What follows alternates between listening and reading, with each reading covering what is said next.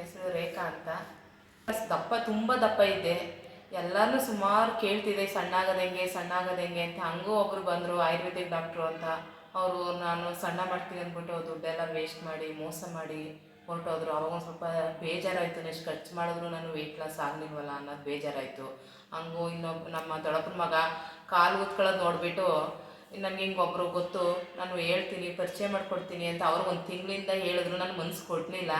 ಆದರೂ ಬಂದು ಪದೇ ಪದೇ ನಾನು ದಪ್ಪ ಇರೋದು ಕಾಲು ಊದ್ಕೊಳ್ಳೋದು ನೋಡಿ ಅವ್ರಿಗೆ ಬೇಜಾರು ಮಾಡ್ಕೊಂಡು ಬಾ ಅಂದ್ಬಿಟ್ಟು ನಂಬರ್ ಕೊಟ್ಟು ಆಶಾನವ್ರನ್ನ ಪರಿಚಯ ಮಾಡಿಕೊಟ್ರು.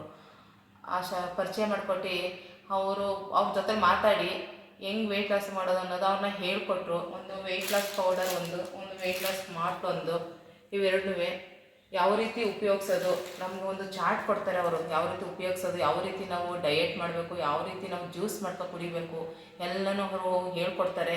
ಆದರೂ ಅದು ಮೊದಲನೇ ಸರಿ ನಾವು ಅಡ್ಜಸ್ಟ್ ಆಗೋ ಕಷ್ಟ ಅನಿಸುತ್ತೆ. ಅವೆಲ್ಲ ಮಾಡ್ಕೋಬೇಕಲ್ಲ, ಟೈಮ್ ಹಿಡಿತದೆ ಅನ್ನೋದು ಒಂದು ಸ್ವಲ್ಪ ಬೇಜಾರಾಗ್ತಿತ್ತು. ಆಮೇಲೆ ಕುಡಿಯೋಕೆ ಒಂದು ಸ್ವಲ್ಪ ಕಷ್ಟ ಅನ್ನಿಸ್ತಿತ್ತು ನನಗೆ.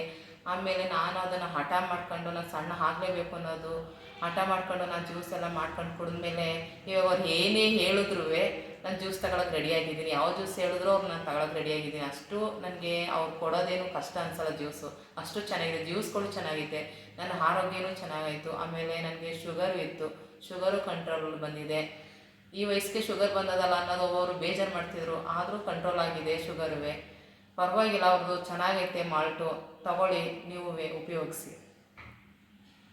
ಆಮೇಲೆ ಇನ್ನೊಂದೇನು ಅಂತ ಅಂದರೆ ನನ್ನ ಕಾಲು ಕೂತ್ಕೊಂಡ್ರೂ ಊದ್ಕೊತಿತ್ತು, ನಿಂತ್ಕೊಂಡ್ರೂ ಊದ್ಕೊತಿತ್ತು, ಎಲ್ಲಾರ ಟೂರ್ ಹೋದ್ರೂ ಊದ್ಕೊಳ್ತಿತ್ತು, ಸ್ಕೂಟ್ರ್ ಮೇಲೆ ಹೋದ್ರೂ ಊದ್ಕೊಳ್ಳೋದು ಕಾಲು. ಅದು ಕಾಲೊಂದೊಂದು ಪ್ರಾಬ್ಲಮ್ಮು. ನನಗೆ ಇಷ್ಟ ಆಯಿತು ಅವ್ರು ಕೊಟ್ಟಿರೋ ಪೌಡರಲ್ಲಿ. ಚೆನ್ನಾಗಿ ಕಾಲೊಂದು ವಾಸಿಯಾಗೈತೆ. ಮಂಡಿ ನೋವು ಇತ್ತು, ಆ ಮಂಡಿ ನೋವಿಗೆ ಎಲ್ಲಿ ಡಾಕ್ಟ್ರ್ ಹತ್ರ ಹೋಗ್ಲಿ, ಎಲ್ಲಿ ತೋರಿಸ್ಕೊಳ್ಳಿ ಅನ್ನೋದು, ಅವ್ರು ಹೇಳಿದ್ರೆ ಏನಂತಾರನೋ ಇವ್ರು ಹೇಳಿದ್ರೆ ಏನಂತಾರನೋ ಅನ್ನೋದೊಂದು ಚಿಂತೆ ಇತ್ತು.